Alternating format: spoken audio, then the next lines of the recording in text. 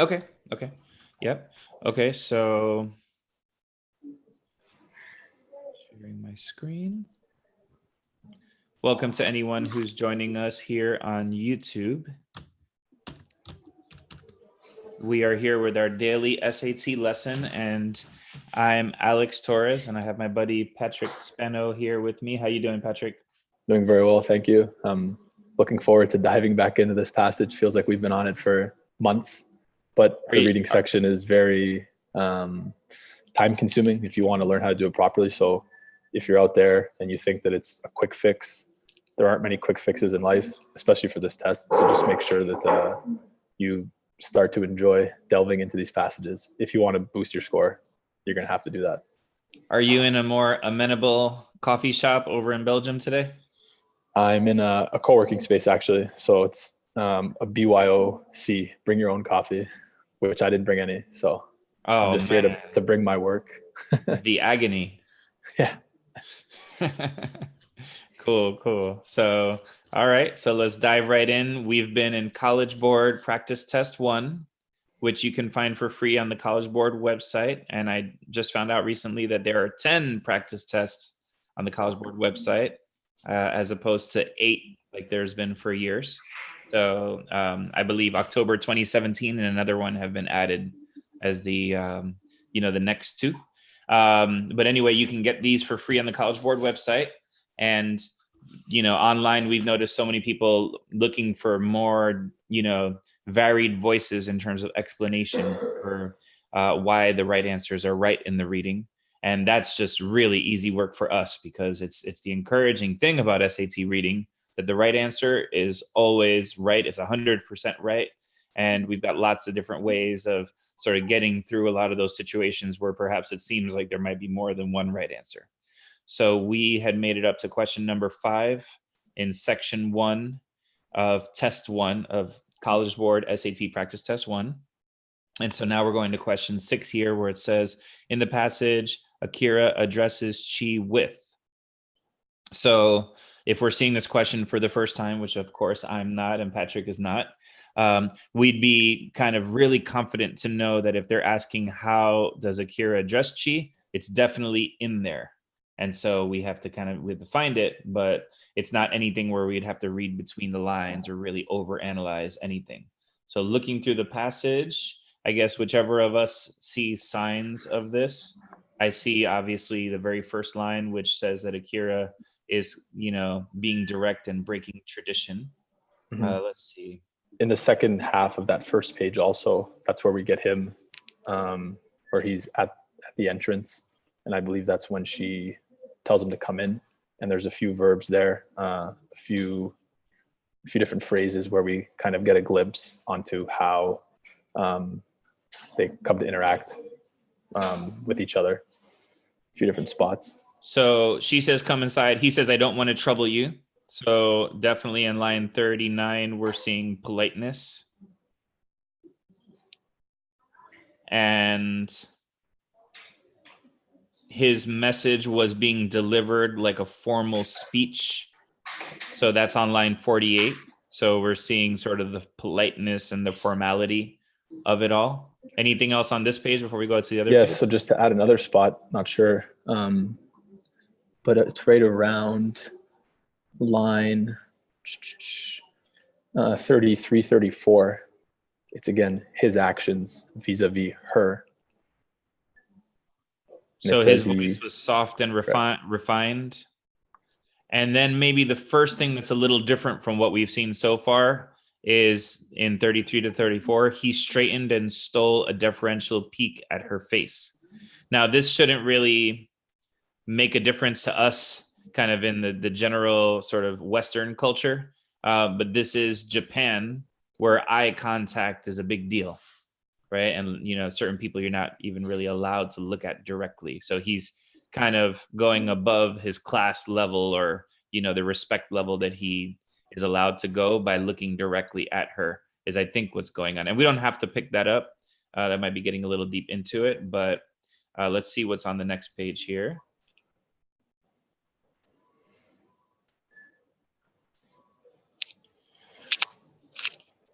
So let's see.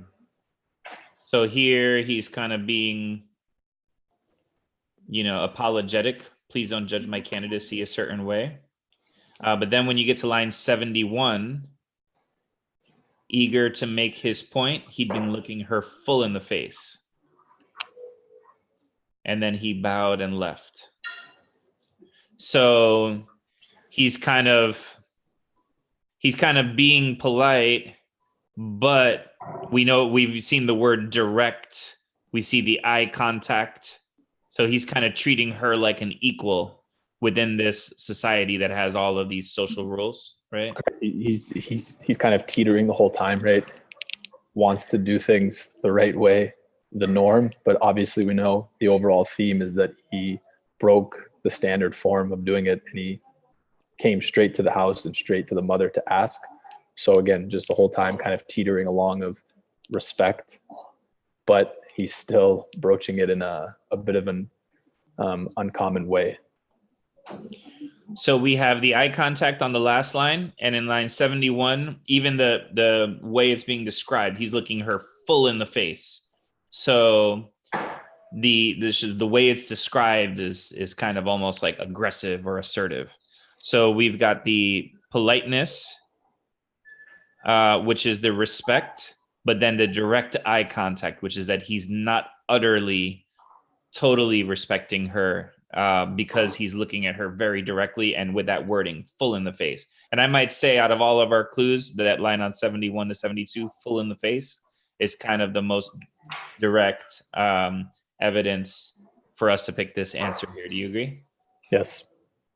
Alrighty. So let's go straight over to number 7 now. The main purpose of the first paragraph. This is the kind of question that maybe used to bother me a little more when I was just an SAT math whiz and not a verbal person at all, before I really got trained in test prep.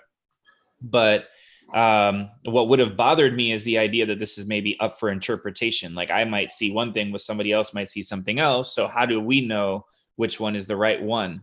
But the more well-versed you get in this, the more you realize that verbs are our best friend on these, because once you're analyzing the verbs, you get to that one and only one right way. So, just a quick recap of things we've said earlier. The verbs is, was, are, am, were, be, have, has, had.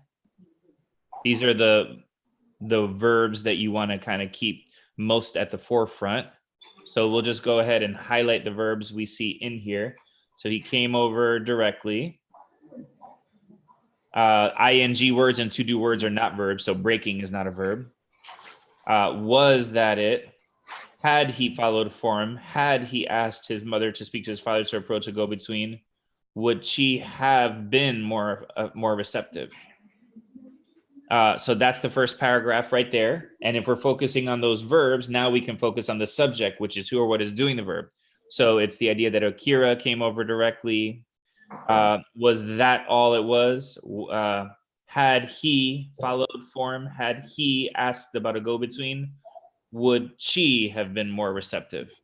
So now that we're focusing on the verbs, we can kind of narrow it and say that, well, this little paragraph here is fully focusing us on the idea of analyzing in retrospect the way it ended up working out. Would it have been different if he had done the traditional way? So that's a very good point. Mm-hmm. Yeah. If I can also just add something that you had stated, I believe it was yesterday, also for these types of questions, what's the main purpose? What's the main function? For the other answers, if you're really torn between, think of and picture what the other answers would have looked like in this paragraph, right? If you're not entirely sure, it's D. So if they were to criticize or question, what would that really look like? As you obviously said yesterday, I think that's very helpful, but this approach, if you can pinpoint the verbs, it makes it very clear what is happening in this passage. What's the main purpose of the passage? Particularly with describing a culture. Like, what would it look like if we described a culture? It would be, something like Japanese culture in 1920 was like this. And we're not saying anything like that. Are we criticizing a tradition? What would it sound like? It would sound like we're saying something negative about Japanese culture. Questioning actually doesn't sound too bad, right? but we're questioning a suggestion. And what's a suggestion? Would be like, if I have an idea, people are brainstorming on something. Oh, here's my suggestion, right? Which is, it wasn't the suggestion that was being questioned. It was right here on that last line, on line 4. Would she have been more receptive? So would she have reacted differently? So the reaction kind of goes, more directly toward what they were saying. So let's go over to so that's D on number 7. Let's go over to number 8 now. And we talked a little bit last time about passage-based vocab. And when you have a question of passage-based vocab, it's not really vocab, it's context and main idea. So what we want to get is the momentary main idea. So we want to know what was being said in the passage at that moment. And, based on judgment, like sometimes it works better than others, but you can invent your own word to fill that space. These are things that are going to allow you to really be confident about the answer. Just remember who is writing these answer choices, and they're not our friends, put it that way. They're the ones who are trying to trick us into getting the wrong answer. So you got to take the leadership, you got to take the motivation, and go ahead and know what it is you're looking for. So going back to that same little area, had he followed form? So, okay, we've already discussed what was happening there. It was questioning the reaction. If he had done things differently, would she have reacted differently? And if he had done things differently in terms of following what? Well, the whole passage we already know is all about following tradition. So now that we sort of got the momentary main idea, which is something we discussed already, and invent our own word, tradition. That takes us to which answer here? Just before we get to the answer, that's a very good point. And I would just like to highlight the importance of the context. I know I often tell students, read around the word, sentence or two before, sentence or two after. However, here it's really understanding it within the context of the whole passage. And I think that makes this choice much easier to see also. So just to highlight that point you made, it's an isolated line, it's one word, but really having knowledge of the entire passage and the words, the same words that are used. I think form or maybe tradition is used more than once. So really just, again, context, just want to highlight that. And then for the answer here, it would be B. Had he followed the custom, would she have been more receptive? Yep. Okay, great. Now this is, they redesigned the SAT. They gave us some practice tests. This is back in 2015. The first of the official redesigned SATs were administered in 2016, January of 2016. So this is test 1, passage 1. So actually, College Board's craft in constructing these tests may not have been honed as well. And that's kind of how I feel when I see this passage in general. Because there's a lot of kind of reading into the sort of the Japanese culture and how that affects, and the culture of politeness and how that affects the interaction, that maybe didn't make this the best passage, So if you're someone who did this on your own and struggled with that, don't always assume that the test writers themselves are perfect. They're just like us, trying to kind of do the best they can. And this was test 1, passage 1. So maybe the height of the imperfection in terms of determining what this new redesigned SAT was going to look like. So let's go over to number 9. Why does Akira say his meeting with Chi is a matter of urgency? So this is a great time to talk about the what and the why. So here they're clearly telling us where to look. They're telling us to look on line 32. Let's call that the what. It's what we're looking at, all right?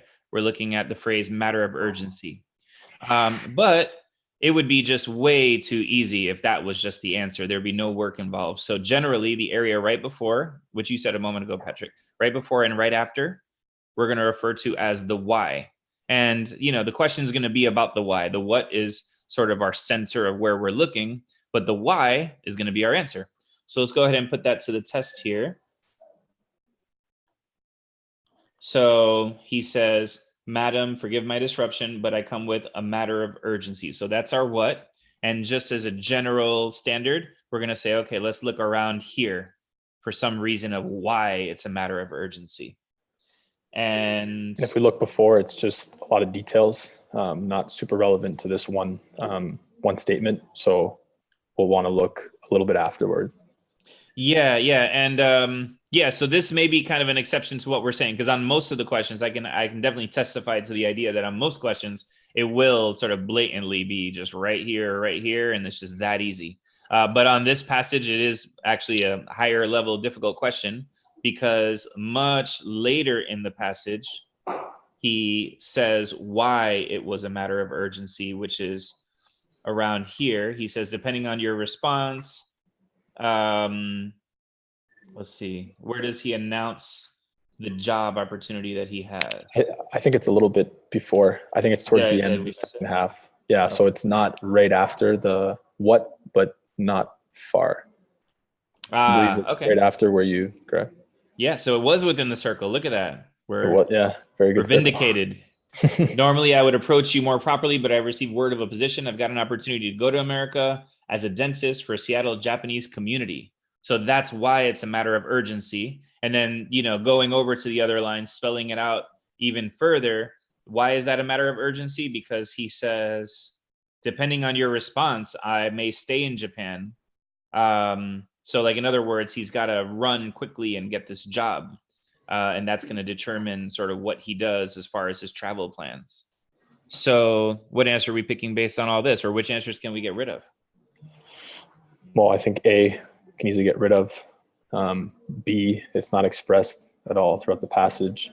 And D is also not very pertinent or very relevant, which leaves us with C, which is a pretty direct restatement of what we just read. Yep.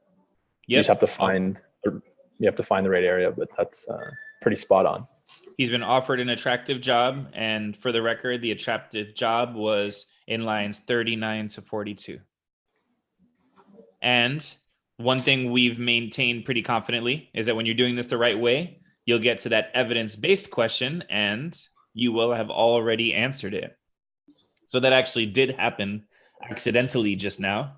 It's not always going to happen, but even in situations where maybe you grabbed a different quote than the one that the test writers had in mind, still kind of, sticking to the evidence, doing it the way we're doing will allow you to approach it from a position of power.